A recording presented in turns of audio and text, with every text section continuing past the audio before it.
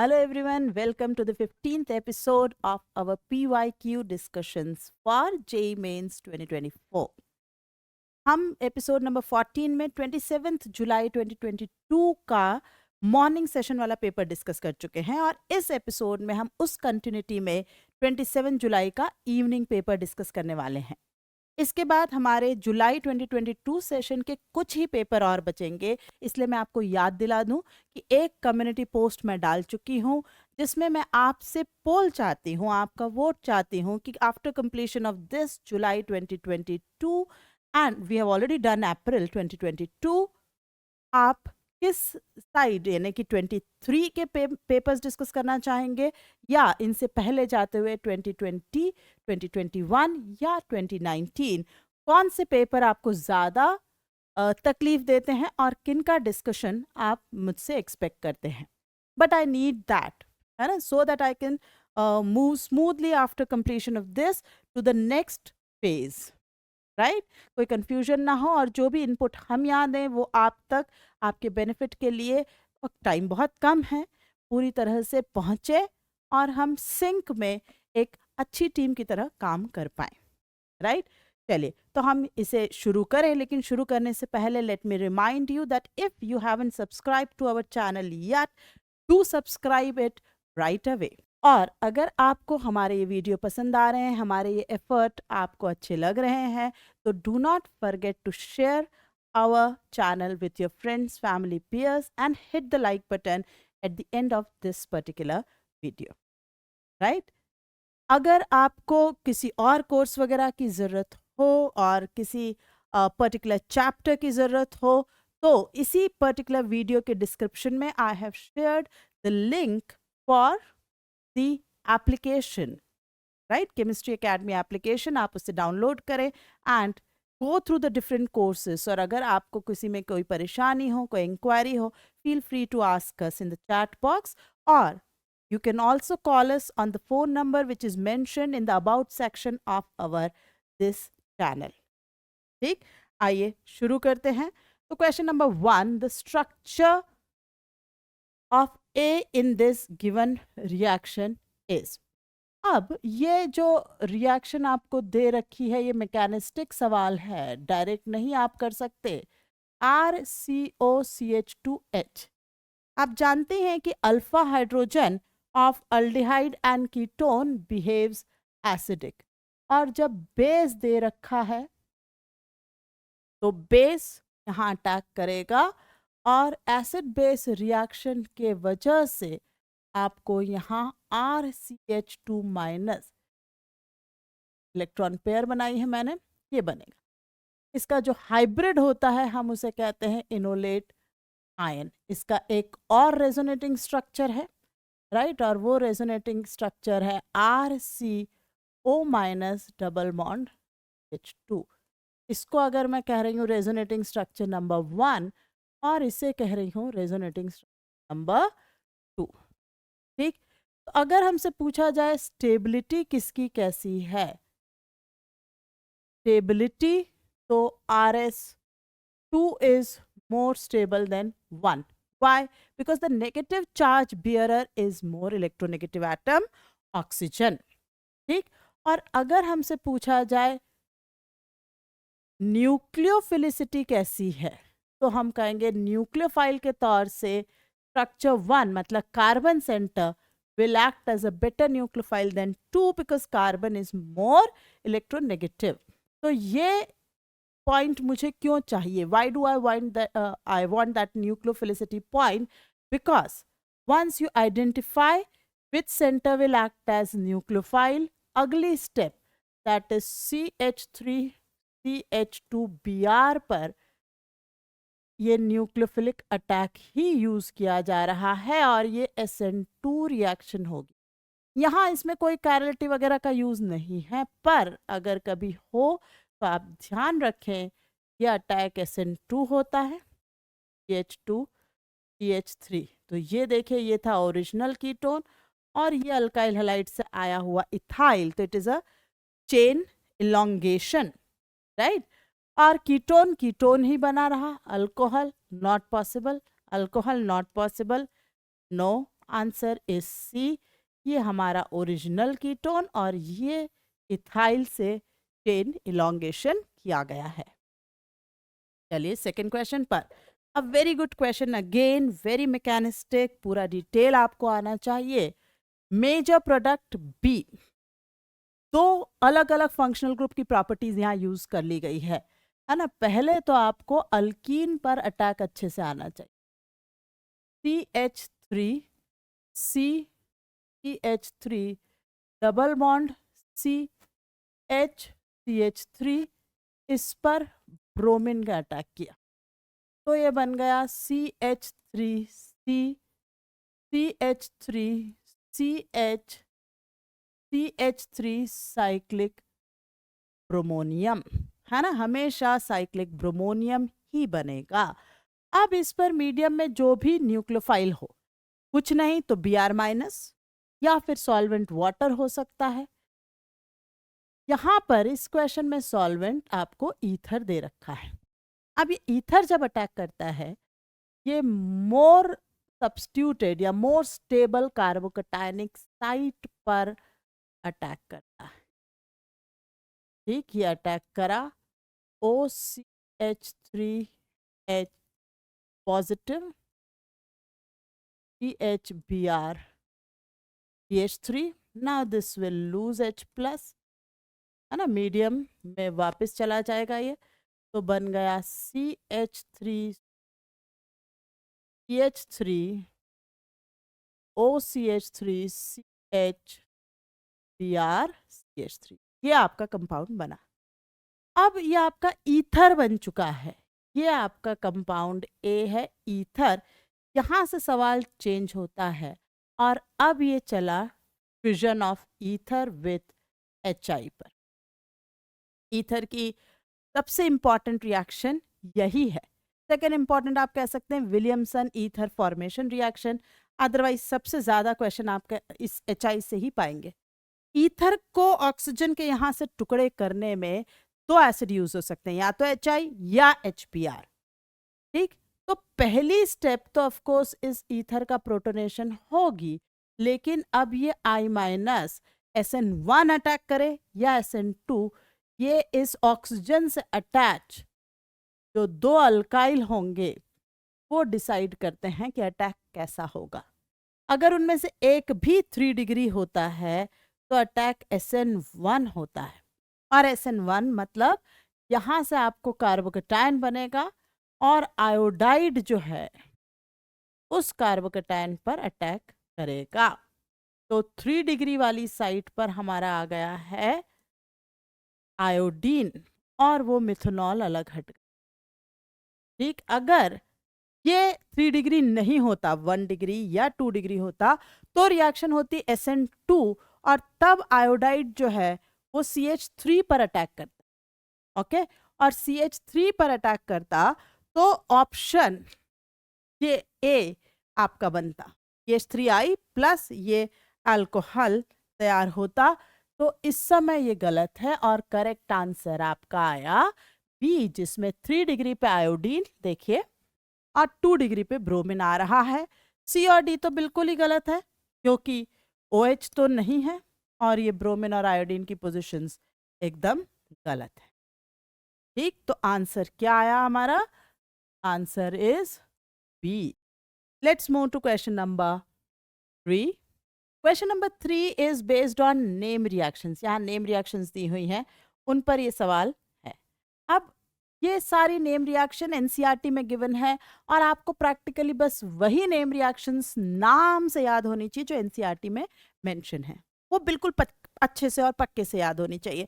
उसके अलावा अगर आप परेशान हो रहे हो कि बहुत बड़े बड़े नाम जैसे स्टॉर्क इन अमीन रिएक्शन, मैनेज, स्टॉबेज, राइट, बहुत सारी रिएक्शंस हैं, आपको क्या इन सब के नाम याद होने चाहिए? नहीं, आप अगर सिर्फ मैकेनिज्म भर बना पाए, चलिए मैकेनिज्म नहीं, नेट प्रोडक्ट प्रेडिक्ट कर पाए, तो मेंस में आपकी नैया बहुत कंफर्टेबली पार हो जाएगी, कोई दिक्कत नहीं आएगी। कोई एक आध सवाल अगर बहुत मैकेनिस्टिक आया तो आपको छोड़ना पड़ सकता है, अदरवाइज आप निकल जाएंगे। ठीक, तो उसका बहुत लोड ना लें। सबसे पहली name reaction, this is a famous reaction called Rosenmund's reduction, और ये एसिड क्लोराइड से अल्डिहाइड बनाने के लिए बहुत ही famous name reaction. Number 2, cyanide से अल्डिहाइड, अल्डिहाइड कीटोन चैप्टर ही है ये पूरा क्वेश्चन, स्टीफंस नाइट्राइल रिडक्शन, है ना, very important reaction. C, benzaldehyde की प्रिपरेशन, और ये तो आती ही है हर बार, इटार्ट्स ऑक्सीडेशन, ये है इटार्ट्स ऑक्सीडेशन। और last is benzene plus carbon monoxide, HCl, AlCl3 anhydrous, is again a famous reaction called Gattermann-Koch reaction. ये है Gattermann-Koch रिएक्शन। ये नेम रिएक्शंस अगर आपको आई तो कोई दिक्कत ही नहीं है। तो रोजनमंड यहाँ पर कहाँ है? 4, ए का आंसर 4, बी का स्टीफन मतलब 3rd, C is Itard is number 2 and Gattermann is 1. So we want A का 4, A का 4 करते ही आपका आंसर इसमें आ गया है। A का 4, B का 3rd, C का 2nd, yes. So answer is A. ठीक, let's move to question number 4. Question number 4, an organic compound A contains nitrogen and chlorine. इससे तो सारे ऑप्शन आ गए, कुछ हेल्प नहीं हुई। It dissolves readily in water to give a solution that turn litmus red. अब that turn blue litmus red होना चाहिए था, but anyways that turn litmus red. मेरा बचपन इंदौर में गुजरा है, स्कूलिंग वगैरह सब इंदौर में हुई है, और इंदौर से एक रोड जाती है, आप में से जितने भी लोग मध्य प्रदेश की उस जोन से देख रहे हैं वो जानते होंगे, एक रोड है हमारे यहाँ, हाईवे है, एबी रोड।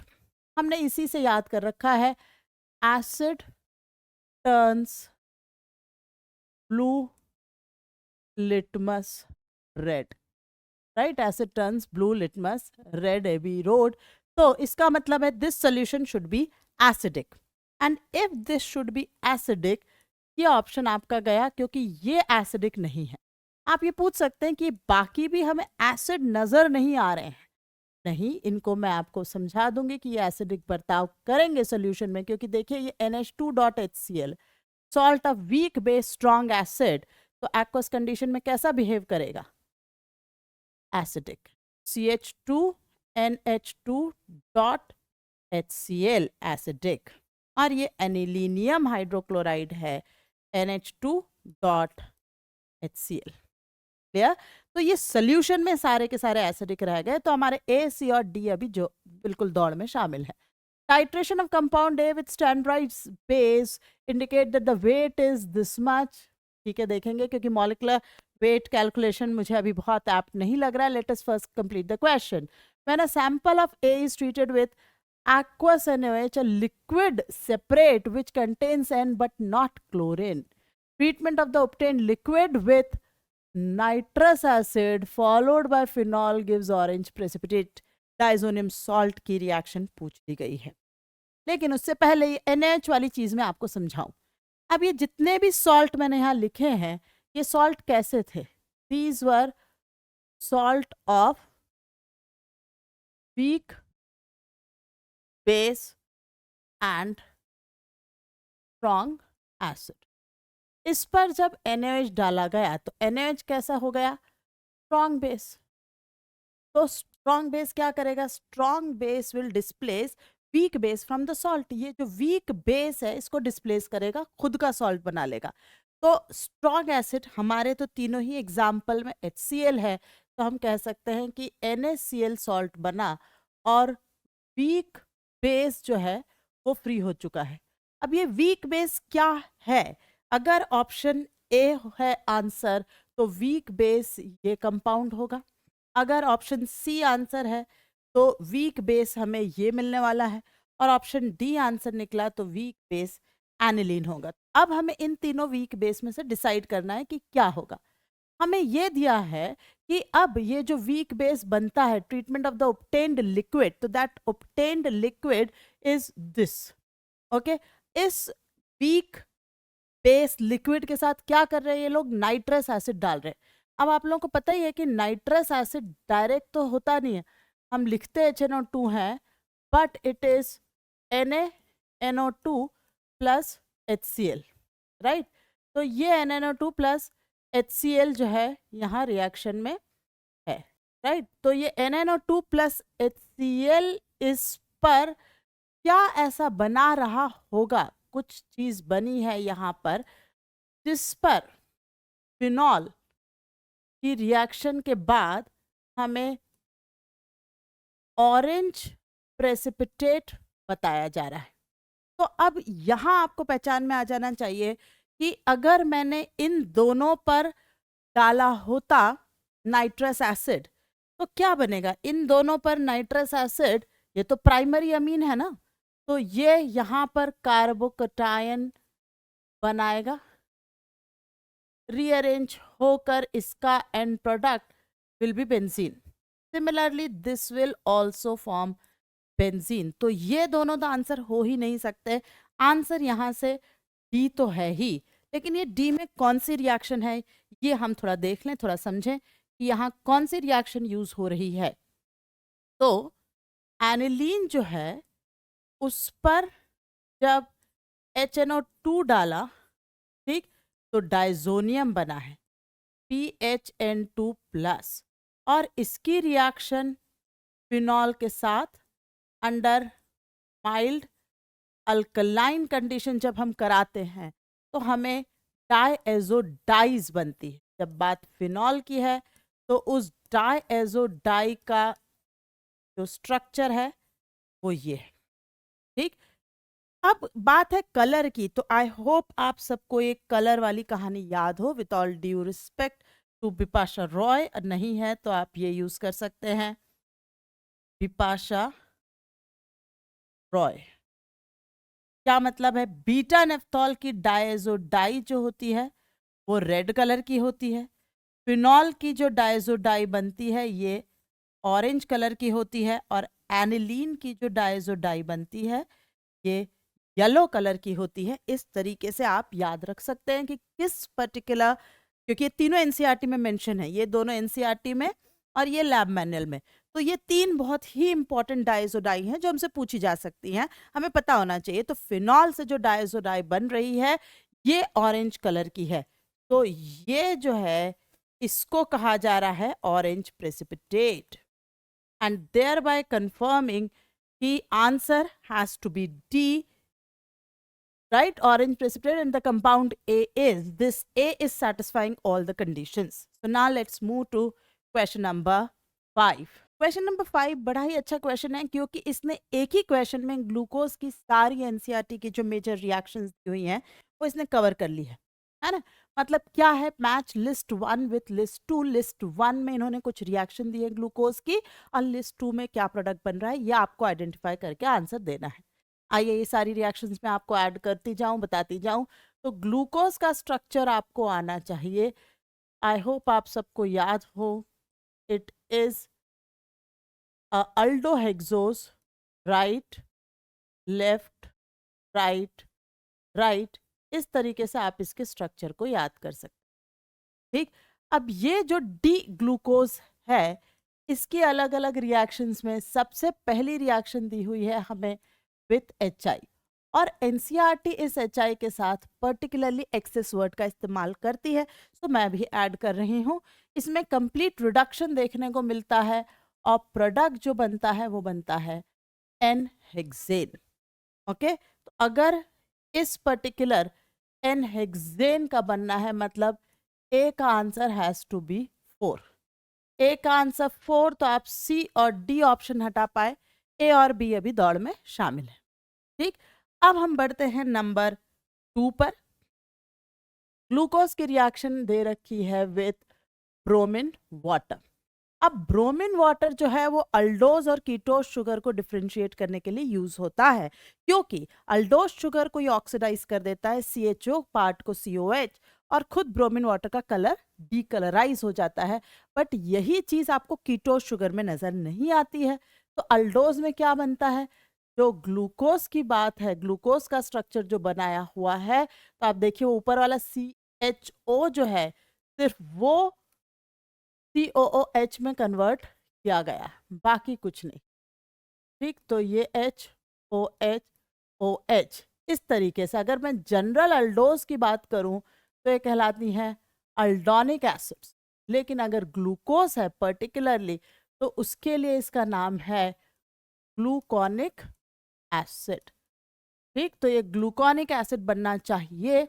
तो अगर P को मैच करें ग्लूकोनिक एसिड तो ये 1 के साथ जाएगा, B1 के साथ A4। आंसर तो हमारा A आ गया। बाकी दो पार्ट क्या है? C का तो दोनों में ही 2 दे रखा है, D का ही डिफरेंस है ना। खैर मैं C भी सॉल्व कर देती हूँ। C में हमें ग्लूकोज की रिएक्शन कराई गई है with acetic acid anhydride, CH3CO CH3, इसे हम कहते हैं एसिटाइलेशन रिएक्शन। और ये एसिटाइलेशन रिएक्शन अल्कोहल और अमीन्स दोनों देते हैं। यहाँ हम अल्कोहल के साथ ये रिएक्शन करवा रहे हैं, तो ये CH3CO CH3CO ये पार्ट अलग हट जाता है, और जितने आपके पास अल्कोहल एंड होंगे वहाँ ये रिएक्शन ऐसे एसिटाइल ग्रुप इंट्रोड्यूस कर देगी। अब ये देखिए अल्काइल एसिटेट बन गए हैं, है ना। तो जितने आपके पास OH हैं तो हमारे पास बीच में 4 OH हैं, तो CHOAC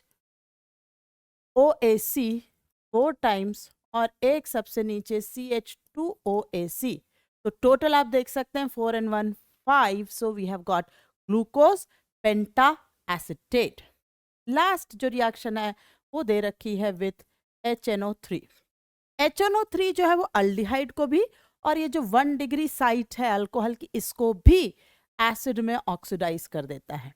मतलब ये दोनों टर्मिनल पर आपको COH ला कर देगा।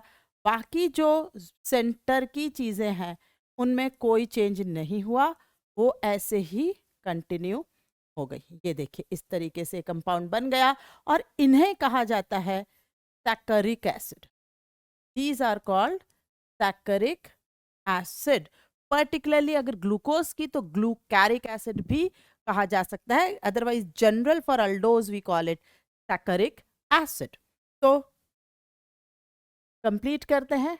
ग्लूकोज अनहाइड्राइड, एसिटिक अनहाइड्राइड के साथ ये 2 ग्लूकोज पेंटाएसिटेट, और विथ HNO3 आपका मैच आ रहा है 3rd। Answer is A। I hope समझ आ गया होगा। ये बहुत इंपॉर्टेंट क्वेश्चन मैं कंसिडर करती हूँ, क्योंकि इस एक क्वेश्चन के साथ आपकी ग्लूकोज की 4 इंपॉर्टेंट नेम रिएक्शन, ये HI वाली तो बहुत बार पूछी गई है ना। ब्रोमीन वाटर और HI दोनों इसकी सबसे इंपॉर्टेंट रिएक्शंस हैं। Again a good question.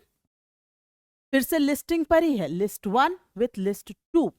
क्या दे रखा है? लिस्ट 1 में कुछ मिक्सचर्स दे रखे हैं, है ना, और लिस्ट 2 में प्यूरिफिकेशन प्रोसेस दे रखी है कि आप कैसे इनको सेपरेट या प्यूरिफाई कर सकते हैं। मैंने जस्ट फॉर योर इन्फॉर्मेशन इनके बॉइलिंग पॉइंट यहाँ लिस्ट कर लिए हैं, जस्ट आपको थोड़ा याद रखें, दिमाग में रहे इसके लिए। यहाँ सबसे जो मेरे लिए इंपॉर्टेंट है वो है water and aniline. Why? Because अगर आपने स्टीम डिस्टिलेशन फ्रॉम NCERT पढ़ा तो इस पूरे ये चारों पांचों जो मेथड, आपको 5 मेथड्स जो हैं जो दे रखे हैं इन NCERT फॉर प्यूरिफिकेशन, है ना। कौन कौन से दे रखे हैं? मेरे ख्याल से सब्लिमेशन, ठीक, फ्रैक्शनल सब्लिमेशन, डिस्टिलेशन, क्रिस्टलाइजेशन, एक एक्सट्रैक्शन का कुछ दिया है, और एक है क्रोमेटोग्राफी, है ना। ये 5 आपको अलग अलग मेथड्स दे रखे हैं, और उन 5 में आपको जो एक अकेला स्पेसिफिक एग्जाम्पल दिया है वो सिर्फ water aniline, and it is given in steam distillation. तो बी का match has to be 1, sorry C का मैच हैज टू बी 1। ये सबसे इंपॉर्टेंट पहचान है मेरे लिए। सबसे पहले मैं इसको पहचानूंगी, ओके। जैसे ही मैं ये पहचानूं तो मुझे A और C लिस्ट से हट गए हैं।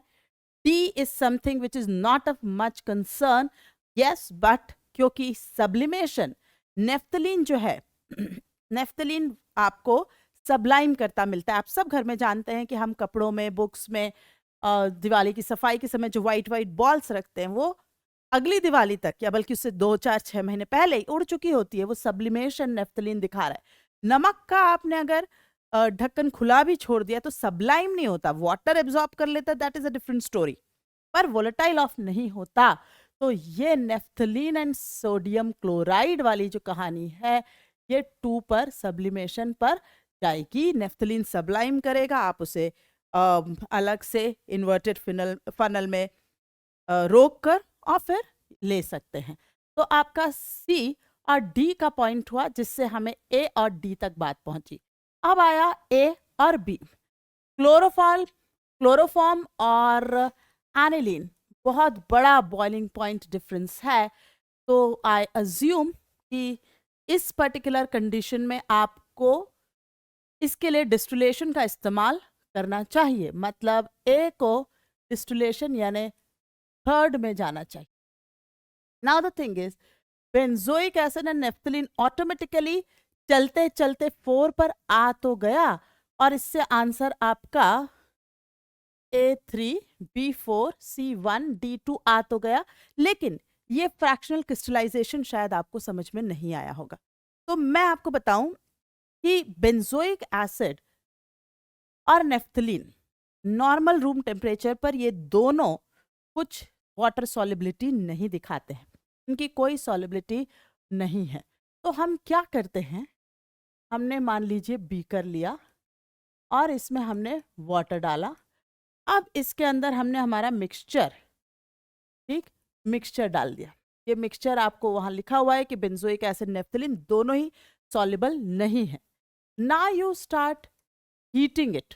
जब आप इसे हीट करते हैं, ओके, जब आप इसे हीट करते हैं तो आप जैसे जैसे आगे बढ़ते हुए हीट इसे करते जाएंगे तो आपको ऐसा लगेगा कि कुछ कंपोनेंट ऐसे ही रह गए हैं लेकिन कुछ part of the mixture dissolve हो गया है। क्लियर? यहां पर ये जब आप हीट करेंगे तो जो बेंजोइक एसिड है, बेंजोइक एसिड की water solubility increases with increase in temperature। ये बढ़ गई, लेकिन ऐसा कुछ नेफ्थलीन के केस में देखने को नहीं मिला। अब आप क्या करें, अब आप इसे फिल्टर कर दीजिए। फिल्टर में एक हिस्सा आपका गया रेसिड्यू, और ये रेसिड्यू कौन है, ये रेसिड्यू है आपका नेफ्थलीन। ठीक, आप इसमें बिल्कुल थोड़ा बहुत बेंजोइक एसिड हो सकता है, तो आप ये पूरी प्रोसेस रिपीट करिए, वापस उसे वाटर में लीजिए, फिर से सारा कुछ ये प्रोसेस करिए और एक आपका आएगा क्लियर सोल्यूशन। ये क्लियर सोल्यूशन को हम कह रहे हैं फिल्टरेट। क्या कहा जाता है? फिल्टरेट। ना यू कूल दिस फिल्ट्रेट, आप इसे ठंडा करिए। जैसे जैसे आप ठंडा करेंगे टेम्परेचर कम होगा, वाटर सॉल्युबिलिटी वापस से कम होने लग जाएगी। तो बेंजोइक एसिड क्रिस्टलाइजेज आउट। यहां पर ये बाहर क्रिस्टल आउट होने लगेगा।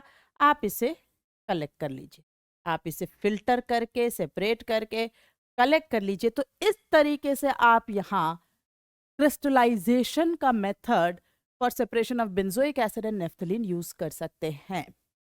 Is that clear? आइए बढ़ते हैं हम क्वेश्चन नंबर 7 पर। क्वेश्चन नंबर 7 इंटीजर में पूछा गया सवाल है।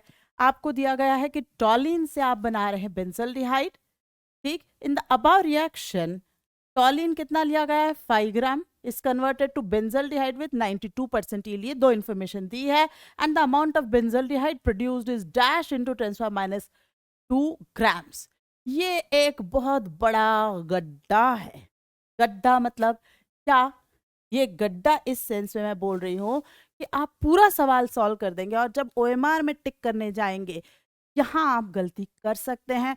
तो हमेशा फाइनल आंसर टिक करने से पहले एक बार और क्वेश्चन पर नजर डाल लें किस फॉर्मेट में आंसर पूछा हुआ है ना, क्योंकि उस हिसाब से आपका आंसर बिल्कुल पूरा सॉल्व करा, टाइम लगाया, मेहनत करी और फिर नेगेटिव मार्किंग या 0 पर हम लैंड करेंगे तो बहुत बुरा लगता है, बहुत ज़्यादा बुरा लगता है।